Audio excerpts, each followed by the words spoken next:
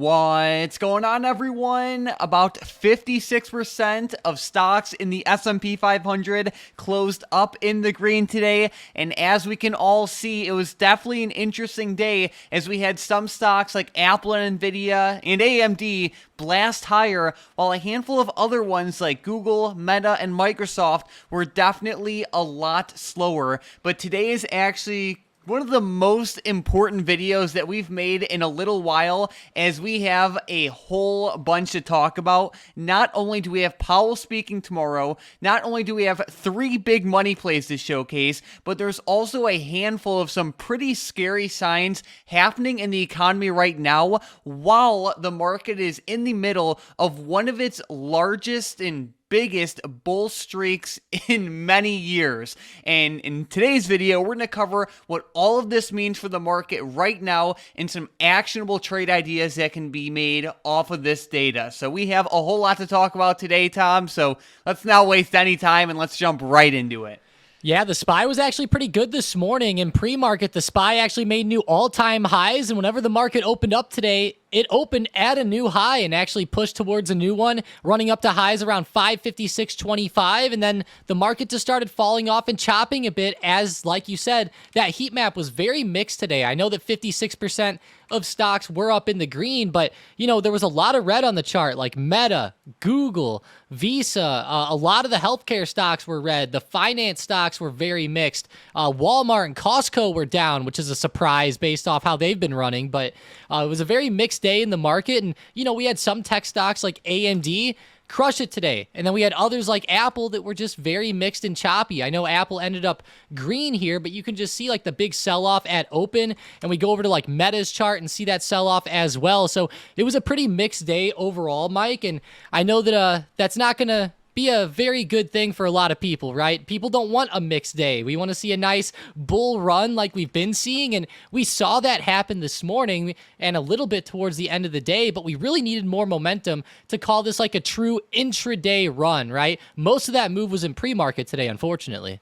Yeah, and when we look at the market right now, like SPY, we can see that technically speaking, it is at all-time highs right now. But like you said, the price action wasn't filled with that much euphoria, unlike some of the times we've seen earlier this year. But one thing that is particularly interesting is, as we could look at this chart right here related to U.S. corporate bankruptcies, and we can see that they are starting to rise more and more and more. U.S. corporate bankruptcies are now at their highest level since some of the months when the COVID recession hit back in 2020. So obviously this is not the best sign to see, but there's even more news that might not be all that comforting. And it goes to show how not only are corporations not doing the best, as is, you could say, certain consumers, but the United States government is actually now paying more just in interest payments than they're paying for defense of the country. And what's kind of scary is that $892 billion just in the fiscal year is devoted just for interest payments, and next year the interest payments cost is expected to top $1 trillion. And as we all know, the government, whenever there's a problem, they just turn on those printers again and just kick the can further and further down the road. But as you can see, even though this news isn't all that great, the market doesn't care about it and it keeps on marching higher. So what we do see a lot of times is people look at much broader term news, like you could say the debt levels of the United States, and they look at the market and say, how can the market possibly be rising when in reality, these are just 2 different effects on 2 different time spans. Because when we look at the market, yes, there are some key risks to know going forward, but there's also a handful of really good things that are continuing to push the market even higher. And as we talked about a handful of times now already, the market, or I guess you could say the recent uptrend, has been one of the strongest uptrends that we've seen in a long time. We can see that there have been 345 trading days without a 2% drop or more. Tom, this is crazy, and we haven't seen a streak like this for quite a while, and it looks like the next comparable streak was all the way back in 2018. It really is. And whenever I look at the chart here, it's very interesting to see 345 days without that pullback. And most of the time, looking at the chart here, if it got to that 345, 350 day mark, it's most of the time continued higher, as you can see. There has been some spots where it's, slowed down and stopped right around here, like 2018, for example. Another one back in like 1957, right around there. But overall, you can see like there's been a lot of big extensions here. And hopefully this year, we continue to see that big extension. And at least in my opinion, I would like to see it. I know some people are looking for a drop out there, and I don't blame them. But overall, the market's been so high. We've been seeing such good things going on. It's pretty weird to talk about, Mike. Right? I know you're mentioning those interest payments and everything. It's weird to say that we've had this many days in a row, considering that, we're getting bankruptcies going up. The federal debt is just continuing to climb, obviously, and it's spiraling out of control. I couldn't believe in that article what I was reading down here. The CBO sees U.S. debt reaching 122% of GDP 10 years from now. And in 2054, they're forecasting it to be 166% of GDP. And down here, they said that a lot of economists reckon that if debt hits 150 to 180%, that's a very serious cost for the economy. But I don't know, Mike, when will this be enough, right? I feel like it's just a ticking time bomb, and everybody out there is aware of it right now. People have talked about this for years, and like you said, they just keep kicking the can down the road. But it's definitely not hurting the stock market in the short term, though. That's for sure. Traders have been loving the new tech stocks like Nvidia that have been killing it out there. SMCI, ARM, of course, Apple and Microsoft keep blasting off. So, the stocks are just shrugging it off for now. And you can look at major, I guess you could say, data points like U.S. debt levels and corporate bankruptcies and everything like that. And there's nothing wrong with being concerned about that data. But just as Peter Lynch has said in the past, far more money has been lost by investors preparing for corrections than has been lost in corrections by themselves. So it's there can be, scary news out there, but you can't necessarily let that stop you from ever placing any meaningful trades. And whether you're bullish or bearish, that doesn't matter. What ultimately matters is how you let news and let the situation impact your trading on a day-by-day basis. And as we all know, the market can stay irrational longer than anyone can stay solvent. So it's more so about adapting to what is rather than hoping for, what there could be. So either way, I just wanted to cover this data because a lot of people like to cherry pick certain, I guess you could say, points of view and then really anchor themselves on that news or point of view without actually looking at the market in an unbiased way. So that's what we like to do on this channel. So I definitely wanted to cover it. But another thing that we have to talk about, Tom, while we're on the topic of giant market streaks, is the concept of how July especially tends to be extra strong for the market.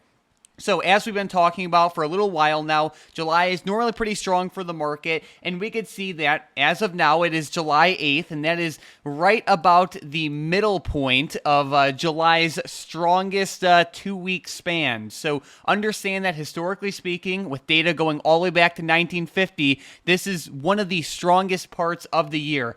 July is, I guess you could say, exceptionally strong, but even that first 2-week period is the strongest you'll get.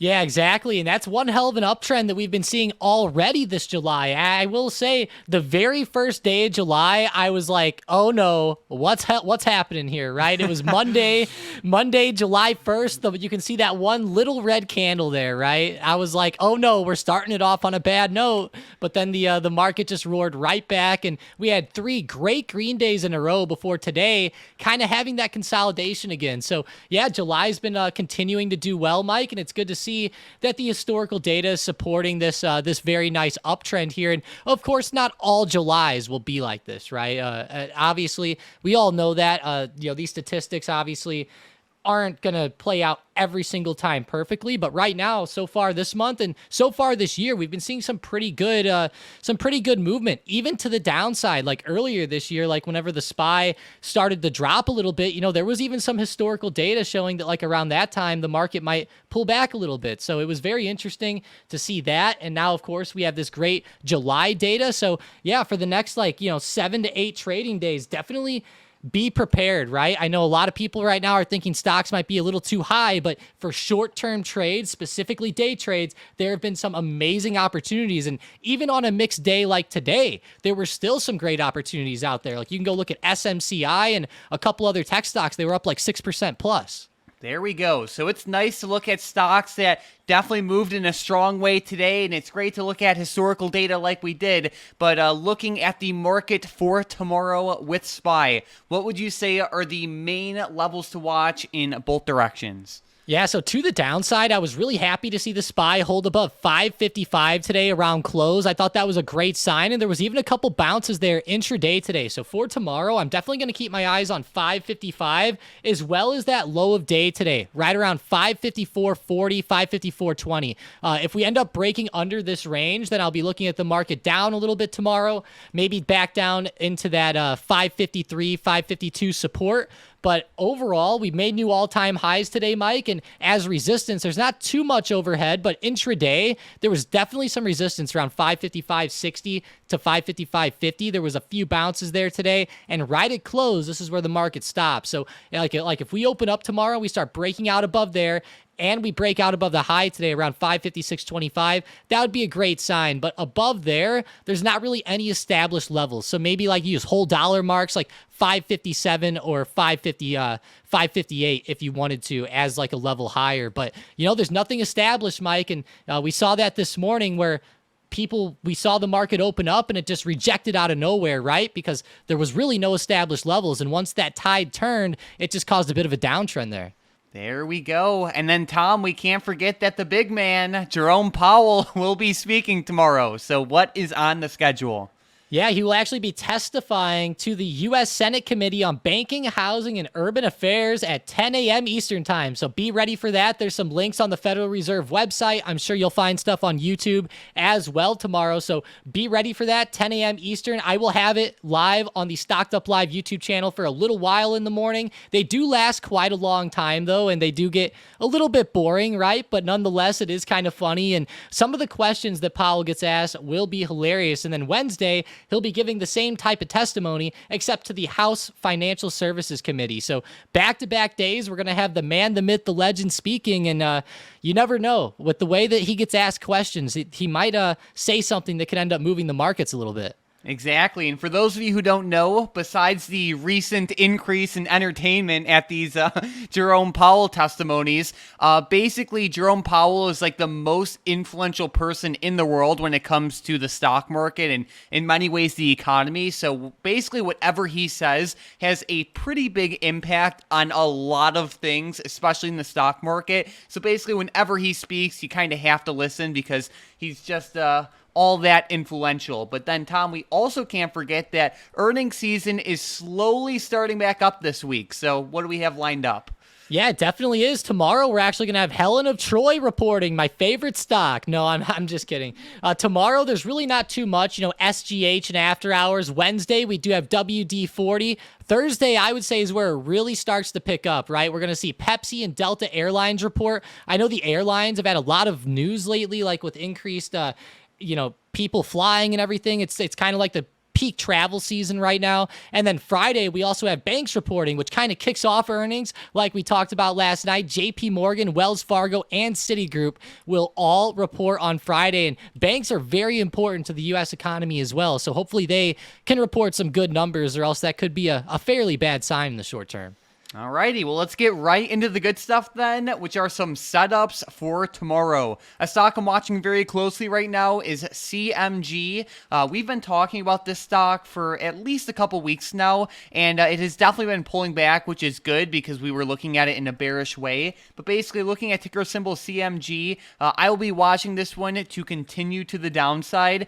Basically, this stock is a little bit overextended, and ever since it had its 50-to-1 stock split split, it has definitely been seeing more bearish flows than bullish flows. At the same time, the momentum is also picking up to the downside. So I really like the risk reward playing this one down. The stock right now is at like $59.50. I like a stop loss up to that like $61 area with profit targets around that $56 to like $55.50 area. So either way, this setup is close on watch going forward, and it's not just for tomorrow. It is also applicable for like the next couple of trading days and even like the next couple of trading weeks.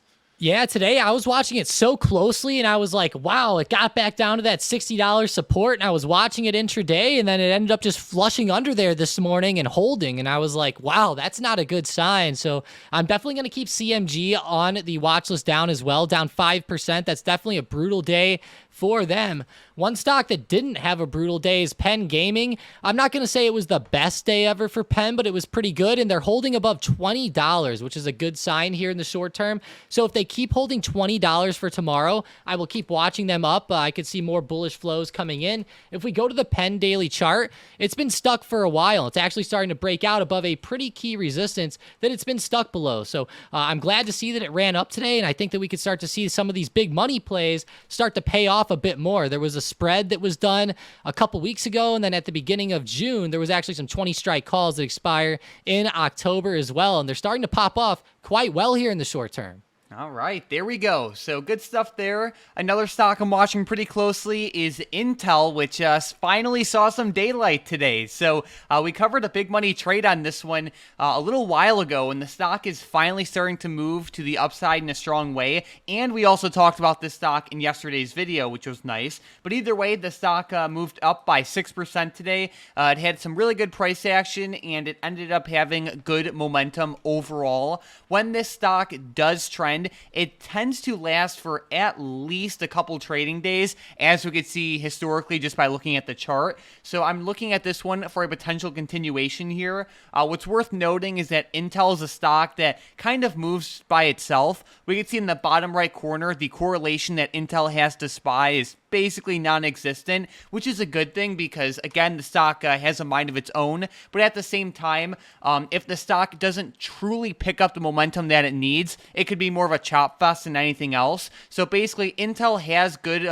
asymmetry to the upside, but it really needs to continue this sort of momentum, or else it'll, again, just be a chop fest. Yeah, and that was such a great move today. Their average percent rise is 1.36%, and today it went up 6%. Like, that was pretty wild for a stock like Intel, and definitely a good sign. I know a lot of people have been holding that big money play, and they've been very patient. If you have been patient, go ahead and pat yourself on the back because it definitely ended up paying off for you. So that is a good sign. With my second play tomorrow, I'm looking at SMCI to the upside, another chip stock. Some of these chip stocks did pretty well today, but if SMCI can get back above like 920 and 927, I will keep watching them up. I really like this resistance right around like 916, but I do understand that there's that high of day right around like 926, 927, like I said. So I would love to see a good continuation up above there. SMCI is a stock that's been doing very well, but over the past couple months, it's actually been stuck. I know that sounds like a surprise considering that the market has been so good, but SMCI has actually been flat here for a while. So it's starting to pick up the steam again as these stocks are breaking out, and I see that as a pretty good sign in the short term. Sounds good. Well, it's now about that time for today's momentum plays, and with the first one, we have AMD to the upside. AMD is pretty insane. They had a great day today, and they're almost up to the key 180 resistance, and they moved up by, from the low of day, around 174 to 178, like 4 to 5 points.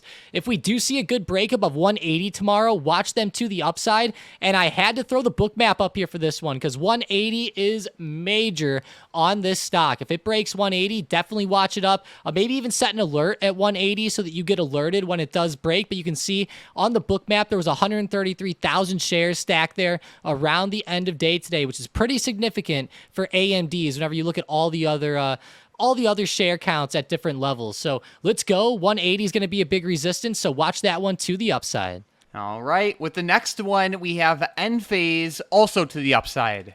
Yeah, Enphase and the solar stocks were blasting off, and they moved above $100 today. If they can break above 103 and hold above it tomorrow morning, then watch them up.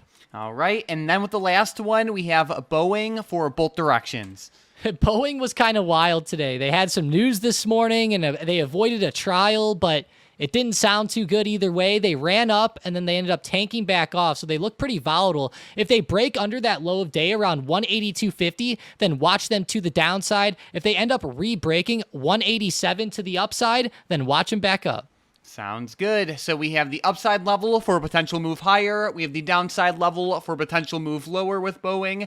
Don't forget about Enphase and AMD with their upside levels as well. But either way, these three stocks are on watch for potential day trades if and only if they break through the levels Tom listed, and then basically with that, we are looking for strong, powerful, consistent price action, so these setups have potential to continue in the desired direction. The stronger the stock moves and the more consistent the price action is, the better the overall setups become. If these stocks do not break through the levels listed in a strong way, do not feel the need to force a trade that is just mediocre, right? We're looking for strong, powerful, consistent momentum with these types of trades. But Tom, I think it's now about that time for today's 3 big money trades. So this is the first time in history we have 3 of them lined up. So let's get right to it. With the first one, we have ticker symbol PRAX, and this is a $2.1 million trade where the big money bought the 20 strike call options that expire on February 21st of 2025. These call options have the most time available for the stock, and they're the deepest in the money call options possibly available. Basically, this makes for theoretically the best value option, the best value call option you could possibly find for this stock. It's also a $2 million trade, which is pretty heavy, and at the same time, this is also a biotech stock, so there's a lot of volatility and a lot to be gained in a situation like this. I really like the reward risk here. I will definitely say it's definitely riskier than your average big money trade, solely due to the nature of this company being a biotechnology stock. But either way, if this company has big news related to any of their treatments or anything like that, as we've seen many times in the past with biotech stocks, they can get very crazy very quickly. So very interesting setup here.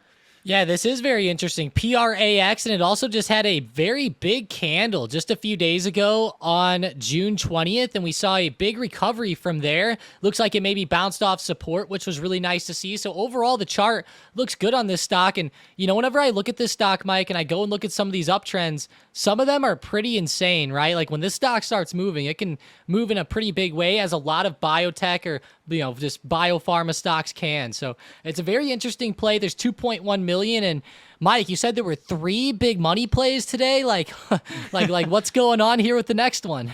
We didn't hold back, Tom. There were 3 big money trades that especially stood out today. So instead of just picking one, I was like, screw it, let's include all 3.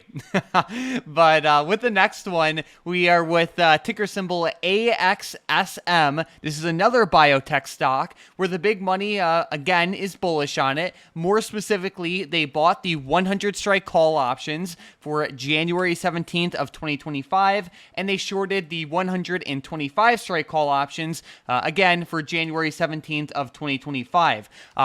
This is technically more of an advanced trade where it's called a call debit spread, but if you were to just buy the 100 strike calls, the trade would be pretty similar. But again, this is a bullish trade where the big money wants this stock to go up as much as possible. The max profit will be realized at the $125 area. Looking at ticker symbol AXSM, it has been trending to the upside in a pretty strong way, and I especially like big money trades where it is a spread trade, because it makes it much more clear as to what the big money is doing, because there's no reason for them to have the trade as like a hedge or something like that if it is a spread like we have here. So long story short, because it's a spread, it gives you more confidence in the setup overall. But either way, this is definitely another setup that definitely catches my interest. Mine too, and I really like the setup on this chart as well. I think that the technical analysis looks pretty good. I like the support down around like 65 to 66. We're seeing a good recovery. And for all of our, what would we say, Mike? The gap fill traders out there, you're gonna love this one, that's for sure. There's a pretty big gap on the chart, up to like $92. Now, do gaps always have to fill? No, they don't, and they don't quite a bit. So just keep that in mind. But nonetheless, it's a very interesting setup.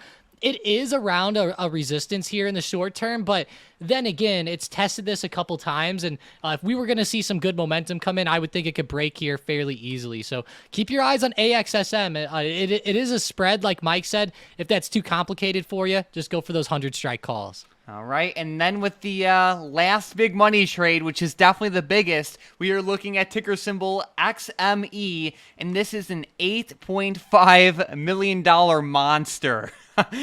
Looking at XME, the big money bought, again, it's another spread, but they bought the 65 strike call options, and they shorted the 75 strike call options, both of which expire on December 20th of 2024.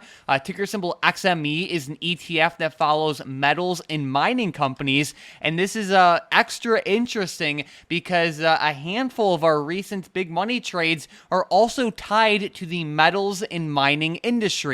For example, SLV from last week was a $3.2 million trade that is already moving in a nice way. Again, that is a metal. And then when you look at ticker symbol NEM, that is a mining company, again, in the bullish direction. So now we have this $8.5 million trade with XME, and it is tied to the same industries that some already successful big money trades are in. Looking at this setup, I really like it. I really like the risk reward with it as well, and I'm very excited to see how it does. But like every single big money trade out there, you have to be willing to give these setups the time they need. Basically, if we look at one prime example of a big money trade with ticker symbol ALNY, that stock had a notable trade with it, and it took a couple months for it to play out, but once it played out, it moved in a very amazing way. There was a basically $13 million trade with ALNY. We called it out back on March 22nd. Took a couple months, and it just ripped to the upside, and it's actually still ripping now. But looking at situations like this, it goes to show you those who were patient and those who treated the trade in a good way did very well with it, where those who were impatient missed the tremendous gains that this stock provided. Not every single big money trade will explode like ALNY, but you have to make sure that you leave yourself open to, big moves like that. So either way, XME is definitely going to be on my radar going forward. Mine too, and another big money play that's kind of a good example of that is even the Intel one that started just popping off, right? It took a couple months, and then finally we started seeing some good flows and some better price action, but I'll definitely keep watching XME here in the short term. I love metals right now, Mike. They've been awesome. I know today there was a bit of a pullback by silver and gold, etc., and whenever you look at charts of like silver and gold, that's fairly common, right? Like you do see red candles mixed in every now and again, especially on these nice moves like we saw the past couple days, right? It's not like you see like a big uptrend and gap in silver like we saw last week. That was a really amazing move that we saw. So overall, I really like this play, and as silver consolidates maybe into tomorrow, this could be a great possible entry for NEM. Or for XME. There's too many metals lately, Mike. But nonetheless, XME is very interesting. 8.4 million.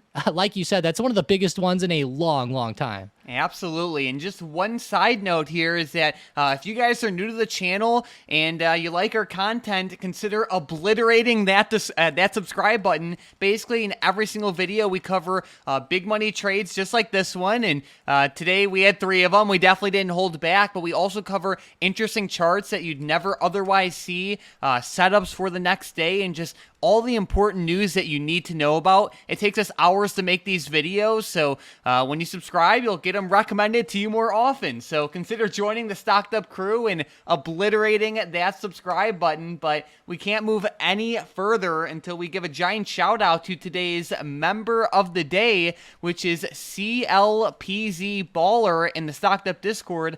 They had a great post today with some Intel profits on some calls that they were holding. They made around 100% on those, so huge shout out to you and keep up the great work. And thanks for being a great active member of the Stocked Up community. Thank you for everything, and keep on rolling. But Tom, like we said in yesterday's video, we are set for a pretty exciting week for multiple different reasons. I think we covered a lot of good stuff in today's video, and I'm definitely excited for Powell's testimony tomorrow.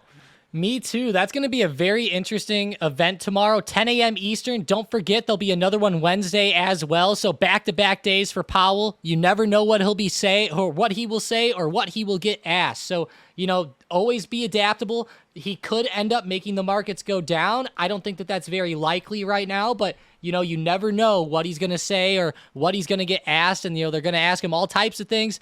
I'm expecting the same old, Mike. He never switches it up. We're looking for 2% inflation, and we're going to look at the incoming data, right? I expect to hear that 100 times tomorrow. There we go. Well, thank you all so much for watching. And again, if you're new, consider destroying that subscribe button to get our videos recommended to you more often. But besides that, let's have an amazing day in the market tomorrow.